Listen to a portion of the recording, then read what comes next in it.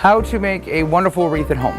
First thing we need to do is we need to fluff the wreath, and by doing so you want to go in all different directions, not to make it a perfectly circular. I'm not sure if that's a word, but we'll go with it for right now. And that way it makes it look fluffier and a little bit more natural. So what we're going to do right now is tie our ribbon and our bow together. So we're taking the ribbon and putting it throughout the wreath, using the actual wreath as what's going to hold it down into place.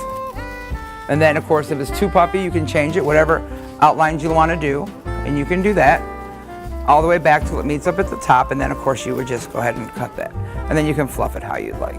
Then you can take a bow that you have made, push it together like so, find a good spot that you'd like to push it, pull it all the way to the back through the wire frame, and then tie the bow onto the wire frame so it's like that.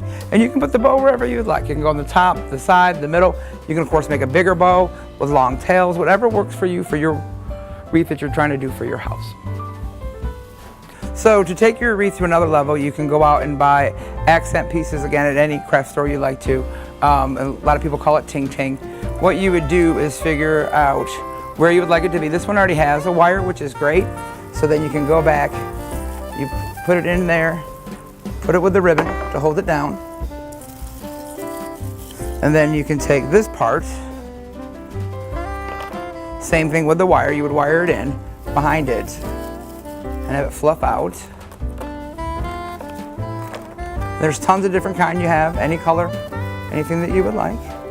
And then that accents what you've already done so it pops when your neighbors drive by if you put your wreath outside.